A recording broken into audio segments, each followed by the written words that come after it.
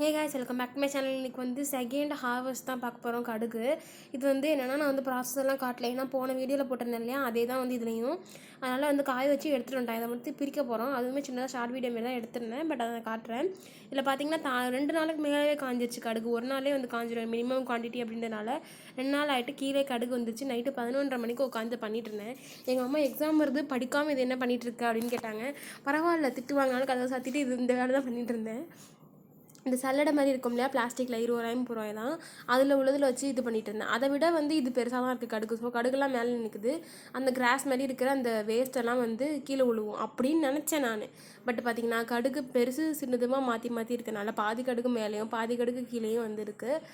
இது செப்பரேட் பண்ணுறதுக்கு இது நல்ல ஐடியா கிடையாது. அதுக்கு ஒரு பவுலில் எல்லா கடுகையும் வச்சிங்கன்னா 2 நாள் கழிச்சு அதே நல்லா ட்ரை ஆகிடும். அதை வந்து இப்படி ஜஸ்ட்டு புடப்பாங்க இல்லையா, அப்படி புடச்சாலே வந்து நம்ம லைட்டாக கொஞ்சமாக இருக்கனால ஊதி விட்டாலே அந்த டஸ்ட்டெல்லாம் மேலே போயிடும், கடுகு மட்டும் கீழே இருக்கும். நான் எவ்வளோ வந்து கடுகு வந்து கலெக்ட் பண்ணியிருக்கேன்றதை ஷார்ட் வீடியோவில் போடுறேன், ஏன்னா இப்போதைக்கு இந்த வீடியோவில் இல்லை. இதுக்கப்புறம் இது வந்து 3rd ஹார்வெஸ்ட். இது வந்து ஹார்வெஸ்ட் பண்ணுற ஸ்டேஜே கிடையாது. ஏன்னா வந்து ஒரு கடுகும் ஒரு நேரத்தில் முடிச்சு ஒரு நேரத்தில் வந்து மெச்சூர் ஆனாங்க. அதனால் நாங்கள் வந்து ப்ராப்பராக எதுவுமே செய்யலை. இப்போ பாருங்கள், இதுவுமே வந்து தண்டு தான். முள்ளங்கியில் பாதி அளவுக்கு தண்டு இருக்காங்க. அங்கே பார்த்திங்கன்னா மரம் மாரி ஆகிட்டு தண்டு. சில இது வந்து இப்போ தான் முளைச்சி வராங்க. தண்டு இப்படி மிளகா செடி மாரி தான் இருக்கும். இங்கே பார்த்திங்களா, இதில் வந்து காஞ்சிருக்காங்க. அடுத்ததில் காட்டுறேன் பாருங்களேன். வந்து பச்சையாகவே இருப்பாங்க, சின்னதாகவே இருப்பாங்க. அந்த பார்ட்ஸ் எல்லாம் வந்து சின்னதாகவே இருக்கும். இப்படி தான் ஒரு ஸ்டேஜில் இருக்குது. நாங்கள் பார்த்து எது வந்து முத்திருக்கோ அதை மட்டும் பார்த்து நாங்கள் வந்து பறிக்கிறோம். பட் பார்த்திங்கன்னா இங்கே வந்து இப்போ இருக்கிற மேஜரான பிரச்சனை என்னென்னு பார்த்திங்கன்னா, நாங்கள் வந்து நேச்சுரலாக செய்கிறதுனால வந்து ஒரு பூச்சி மருந்து அடிக்காமல் செஞ்சிட்ருக்கோம். ஸோ அதனால் வந்து என்ன ஆகுது அப்படின்னா, வந்து பூச்சி தாக்குதல் வந்து வருது. ஒரு செடிக்கும் டிஃப்ரெண்ட்டான பூச்சி தாக்குதல் வந்து வருது. இந்த கொல்லைக்குள்ளே பார்த்திங்கன்னா நிச்சயமாக இந்த கார்டனில் மட்டுமே வந்து எப்படியும் ஒரு 50+ வெரைட்டிஸாக வந்து இன்செக்ட் வந்து இருக்கும். ஏன்னா ஒரு செடியுமே ஒரு பூச்சி வந்து அஃபெக்ட் பண்ணுது. இதில் வந்து அந்த வண்டு மாதிரி இருக்குது பச்சை கலரில். நான் வீடியோவில் கடைசியில் காட்டியிருக்கேன், நிச்சயமாக பாருங்கள். அந்த வண்டு வந்து புழுவாக கன்வெர்ட் ஆகுது. இந்த வண்டு வந்து வளர விடாமல் பண்ணுது. அந்த பார்ட்ஸ் எல்லாம் ஓட்ட போட்டுருது. ஸோ வந்து கடுகு க்ரோத் வந்து கம்மியாகிடுது. மிளகா செடி வந்து ஹார்வெஸ்ட் பண்ணி போட்டிருப்பேன். இந்த வீடியோ அதுக்கு முன்னாடி எடுத்தனால பூ வச்சுருக்கதை காட்டியிருக்கேன். அப்புறம் தக்காளி எல்லாம் இருக்காங்க. இந்த தக்காளி செடி வந்து 2 தக்காளி தான் இருக்குது, போக போகுது. வெயில் வந்துருச்சு இல்லையா, அதுக்கப்புறம் வந்து ரெக்கவர் பண்ண முடியாது. பட் நிறைய செடி காய்க்காமே இருக்குது. அதெல்லாம் வந்து இருக்குமா, காய்க்குமா, அதெல்லாம் என்னன்னு தெரில. மின்ட்டு வந்து சும்மா நட்டு வச்ச மின்ட்டு தான் நல்லா வளர்ந்துச்சு. அது அப்படியே ஓடி போய் கீழே மண்ணை பிடிச்சி வளர்ந்துட்டுருக்கு. இது வந்து ரணக்கல்லி செடி. இது வந்து நிறைய வந்து சாப்ளிங்ஸ் வந்து நிறைய போட்டிருக்காங்க. தானாகவே கீழே வெடிச்சு வளர்ந்துருக்கு குட்டீஸ். அவங்களாம் எடுத்து நட்டு வைக்கலாம், இல்லை வந்து அப்படியே இருக்கணும்னு எங்கள் அம்மா சொல்லிட்டாங்க. ஏன்னா அது எதுக்கு பர்டிகுலராக யூஸ் பண்ணுவாங்கன்னு தெரியல. மெடிசினல் பிளான்ட்னு சொல்லி எங்கள் அம்மா வாங்கிட்டு வந்தாங்க. ஆனால் நான் பார்த்த வரைக்கும் சக்குலண்ட்டுன்னு சொன்னாங்க.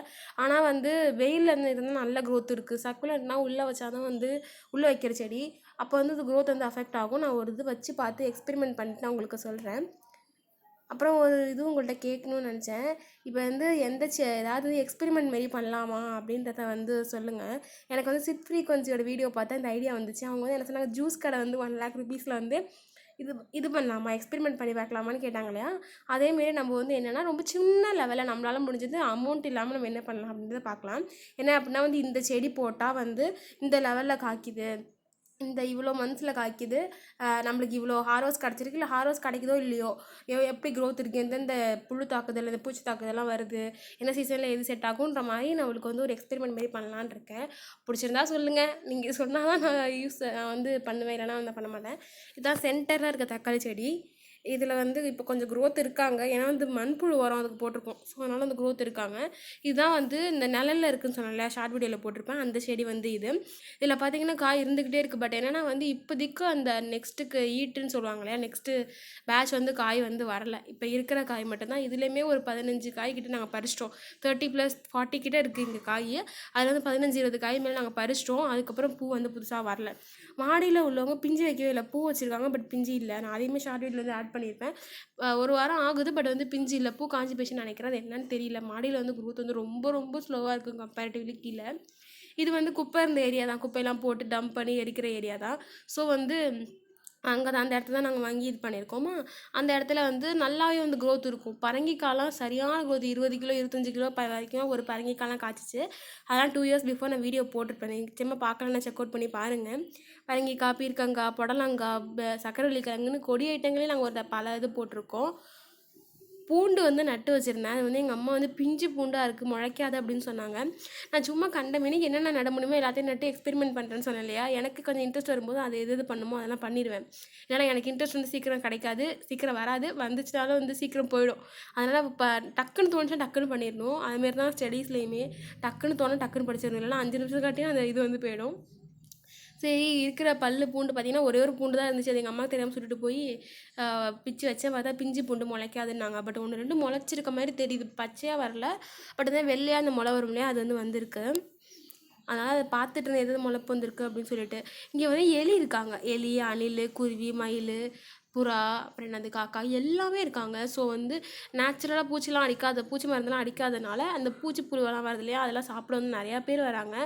ஸோ மேனேஜ் பண்ண முடியல எல்லாத்தையுமே.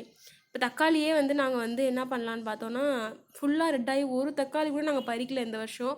போன வருஷம் நல்லா ரெட்டாகி கீழே விழுந்து அழுவி போய் ஃபங்கஸ்லாம் வந்துச்சு.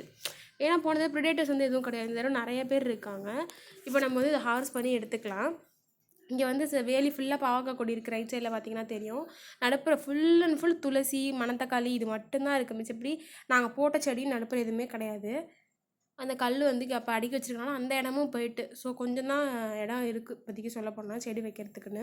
கேப்சிகம் வந்து ஒரு 2 3 இடத்துல வந்து கீழே வச்சுருக்கோம். ஆனால் வந்து கீழே வச்சுமே வந்து க்ரோத் வந்து இல்லை, அப்படியே இருக்குது. சொல்லிக்கிற அளவு க்ரோத் இல்லை. மேலே வந்து வேகமாக வளர்ந்துச்சு, அந்த மண் வந்து செட் ஆகலையா என்னன்னு தெரில. கீழே வந்து அப்படியே இருக்குது. லைட்டாக ஒரு இலை 2 இலை விட்டுருக்கு. க்ரோத் வந்து அவ்வளோ ஃபாஸ்ட்டாக இல்லை. 2 to 3 வீக்ஸ் மேலே ஆகுது எடுத்துகிட்டு வந்து நட்டு வச்சு நினைக்கிறேன். இந்த வீடியோ போட்டிருந்தேன் கடுகு வீடியோ, அப்போ வந்து எடுத்துகிட்டு வந்து நட்டது பாருங்கள். அந்த வேர் வந்து நல்லா ஆழமாக போயிருக்கு. டேப் ரூட்டுன்னு நினைக்கிறேன். அதை வந்து பிடுங்கும்போது நல்லா உடஞ்சிருச்சு. அந்த வேரில் வந்து ஓட்டை போட்டு போயிருக்காங்க. நான் என்ன நினச்சேன், வேர்லேயே நேச்சுரலாக இருக்கும் அந்த ஸ்டெம்லேயே ஹோல்னு நினச்சேன். பார்த்தீங்கன்னா இன்னொரு செடியில் அது இல்லை. அந்த செடியில் மட்டும் நல்லா முத்தி போய் நடுப்புற ஹோல் மாதிரி இருக்குது. அது வந்து பூச்சி போட்டிருக்குமா இல்லை வந்து ஏஜ் ஆகிட்டனால செடி அப்படி போட்டிருக்குமான்னு தெரியல. இது வந்து போட்டு 3 மந்த்ஸில் வந்து ஹார்வெஸ்ட் பண்ணுறோம். எவ்வளோ மந்த்தில் பண்ணணும்னு எங்களுக்கு தெரியல. நாங்கள் வந்து பூச்சி தாக்குதல்னால மட்டும்தான் நாங்கள் வந்து ஹார்வெஸ்ட் பண்ணுறோம். இது வந்து எடுக்கவே கஷ்டமாக இருந்துச்சு. நான் கட் பண்ணி எடுத்துடலான்னு பார்த்தேன். அப்புறம் வந்து அதை பிடுங்கிறதுக்கு கஷ்டமாக இருக்கும், இடத்த க்ளீன் பண்ணிவிடுவோம்னு சொல்லிட்டு கஷ்டப்பட்டு இல்லைன்னு இழுத்து அதை வந்து பிடுங்கியாச்சு. இதுக்கப்புறம் வந்து இதில் பார்த்தீங்கன்னா பாதிக்கு மேலே வந்து மெச்சூர் சீட்ஸ் வந்து கிடையாது, மெச்சூர் கடுகு வந்து கிடையாது. மெச்சூராக இருக்கிறத மட்டும் எடுத்துக்கோன்னு பார்த்தேன். பார்த்தீங்கன்னா இதில் அவ்வளோ அந்த பூச்சி வண்டு இருக்குது. நான் அது க்ளோஸ்அப்பில் காட்டுறேன் பாருங்கள், அவ்வளோ வண்டு இருக்குது. எங்கள் அம்மா என்ன சொன்னாங்கன்னா, தூக்கி போடலாம் பாப்பா, இதை வந்து எப்படி யூஸ் பண்ணுறது அப்படின்னு சொன்னாங்க. நான் வந்து பர்டிகுலராக நான் வந்து யூஸ் பண்ணுறதுக்காக இந்த கடுகு வந்து செய்யலை, கீரைக்காக தான் நான் வந்து போட்டேன். கீரை பறிக்க லேட் ஆகிட்டதுனால நான் வந்து அப்படியே வளரட்டும்னு சொல்லி போட்டேன். இதே கடுகை திருப்பி நம்ம சீடுக்கு வந்து யூஸ் பண்ணி முளைப்பு திறன் எப்படி இருக்கிறதே எக்ஸ்பெரிமெண்ட் நம்ம பண்ணி பார்க்கணும்.